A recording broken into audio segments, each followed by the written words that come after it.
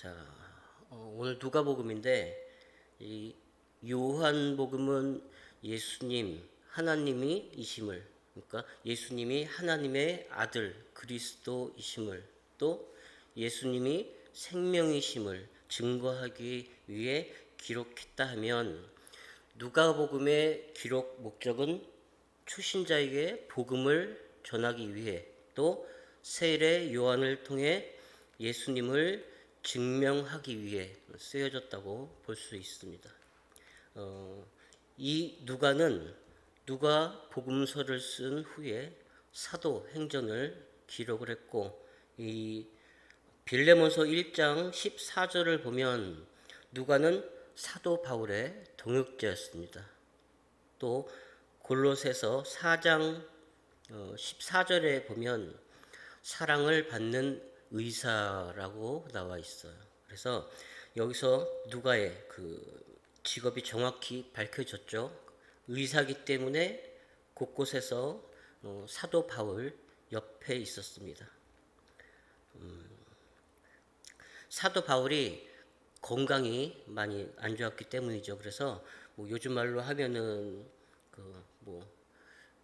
걸어다니는 종합병원이다 할 정도로 그렇게 몸이 안 좋았는데, 그래서 디모데 후서 4장 11절에 보면 누가만 나와 함께 있느니라 사도 바울께서 그러셨어요. 바울이 감옥에 있지만 감옥 밖에서 바울이 병들어가는 그 생애와 같이 함께 있다는 것입니다. 이렇게 복음이라는 게 한 사람의 힘만으로는 할 수 없다는 걸 알 수 있죠. 교회도 그래서 마찬가지로 이 목회자 한 사람으로는 교회가 힘듭니다. 그래서 그 안에 돕는 사모가 있어야 되겠고, 더 나아가서 부교육자도 있어야 되고, 장로도 필요하고, 또 알게 모르게 낮은 자리에서 나타나지 않게 돕는 여러 손길들의 노력이 있어야 되고, 이렇게 교회를 밑에서 받쳐주고 같이 협력해야 되고, 그래서 그래야 복음을 전하는 일이 가능해진다는 것이겠죠. 그래서 오늘의 본문 말씀은 우리가 잘 아는 세례 요한이 태어나기 전에 이 시대적 그 배경을 보여주고 있는데, 이 5절에 보면 유대왕 헤롯 때에라고 했어요. 그래서 우리도 어느 그 시대적 배경을 이제 이야기할 때 보면 대통령 정권 때는 이러잖아요. 그러면은 예전에 보면은 염색도 금지하고 남자는 머리가 귀를 덮어야 된다. 덮으면 안 되고 치마 길이를 단속도 하고, 규정을 어기면은 경찰서에 이제 끌려가서 경찰서에서 이제 머리를 깎이는 그런 일도 있었죠. 그래서 무슨 대통령 누구 때다 하면은 그런 모습이 그 시대적 배경이 이제 연상이 딱 되는 것처럼, 이 누가복음 이 시대 통치자를 통해서 이땐 어떠했구나라는 그 시대적 정서가 연상되는 것처럼 이 유대 왕 헤롯 때에라고 시대 배경을 말하는 것이죠. 헤롯 왕의 그 시기는 우리나라의 일제 강점기처럼 어둡고 힘든 시기였습니다. 자기의 왕위를 위협하는 사람들은 아내와 그리고 장모 아들까지 죽이는 것을 서슴지 않는 아주 잔인한 왕이었습니다. 그리고 헤롯은 에돔 출신 혼혈이기 때문에 그 전통 유대인으로서 인정을 받지 못했어요. 그래서 아주 자기에 대한 컴플렉스가 그것에 대해 심했고, 그래서 이 헤롯은 유대인들의 환심을 사기 위해서 예루살렘 성전을 재건축하기 시작합니다. 로마 정부의 허가를 받아서 예루살렘의 4분의 1만한 그 넓은 크기의 거기 땅에 성전을 짓기 시작합니다. 그 성전에 태양신을 숭배하는 독수리상을 만들어 놓고 그 성전 안에서 로마 황제를 위한 희생 제사도 드리게 했습니다. 그 성전의 그 제사들은 백성들을 또 착취하던 그런 사람들이었습니다. 그리고 우리가 유명한 동방박사들을 통해서 이스라엘의 왕은 그 탄생 소식을 왕이 듣고 베들레헴에서 태어난 2살 이하의 아이들을 모두 죽였던 왕이죠. 권력욕이 그만큼 강하고 잔악한 자로 알고 있습니다. 이렇듯이 당시 상황은 많이 어두웠습니다. 다음 절에 보면 아비야 반열에 제사장 한 사람이 있었으니 이름은 사가라요. 그의 아내는 아론의 자식이니 이름은 엘리사벳이라. 세례 요한의 부모죠. 사가랴, 엘리사벳. 이 사가랴의 뜻은 하나님이 언약을 기억하신다 이런 뜻이 있습니다. 그리고 엘리사벳은 하나님은 신실하시다 그런 뜻인데, 하나님은 언약을 기억하시는데 그 언약이 이루어지기까지 신실하시다. 그래서 그 신실하신 결과로 세례 요한이 태어나게 되는 것이죠.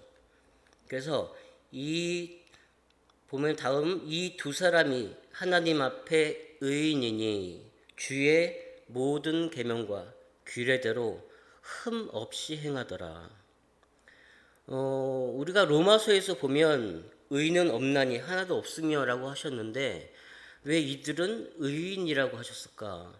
그래서 성경에 의인이라고 칭함을 받은 사람은 처음에 노아가 있죠.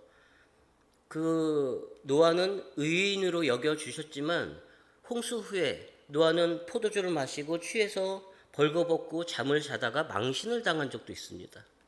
의인은 그러니까 완전한 죄 없는 사람을 말하는 것이 아니라 그 시대에 그가 받은 그 사명에 따라 하나님과의 올바른 관계를 맺는 사람들을 가리키는 게 아닐까 하고 생각합니다.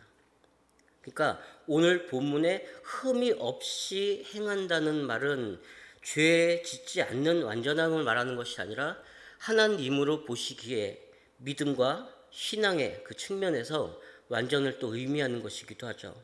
그러니까 하나님과의 올바른 관계 속에서 순종하면서 살아가는 모습을 말하는 것입니다. 하나님으로부터 의롭다 여겨주시면 그 여겨주시는 그런 은혜를 누린 것이죠. 자신의 우리가 이제 삶 가운데서 실제적으로 이제 믿음과 그에 따르는 행위로 하나님의 의롭다함을 여김을 인정받은 사람인 것입니다. 그래서 7절에 보면 엘리사벳이 잉태를 못함으로 그들에게 자식이 없고 두 사람의 나이가 많더라. 엘리사벳은 아이를 못 낳고 불임이었고 나이가 많아가지고 60 이상이 돼서 자식을 낳기가 힘든 상황이었습니다. 당시 그 유대인들한테 자식이 많은 것은 하나님이 주시는 복이었다고 생각했고 자식이 없는 것은 죄에 대한 그 하나님의 심판이거나 저주라고도 생각했습니다. 그래서 하나님께서는 그 아브라함의 자식 이삭을 주실 때도 그 삼손과 사무엘을 주실 때도 이런 비슷한 상황이었죠. 이들 처지는 아브라함의 그 부부의 처지와 비슷했습니다. 그러니까 인간적으로 생각을 하면 자식을 가지는 것은 불가능한 것이죠. 근데 하나님은 인간의 생각이 끝나면 시작하세요, 항상. 인간의 끝이 하나님의 시작이에요. 우리가 할 수 있는 모든 일을 다 해본 뒤에 그 찬양 가사처럼 천부여 의지 없어서 손들고 옵니다 하는 것처럼 우리가 항복할 때, 내가 포기할 때 하나님은 그때서 역사하신다는 것이죠. 세월의 세상의 모든 수단과 방법을 다 사용한 뒤에 비로소 하나님의 역사가 있습니다. 하나님께서 그렇게 하는 이유는 그렇게 해서 말미암아 하나님은 그것이 네가 한 것이 아니야. 사람의 힘이 아니라 하나님의 능력으로 이루어졌음을 알게 하신다는 것이죠.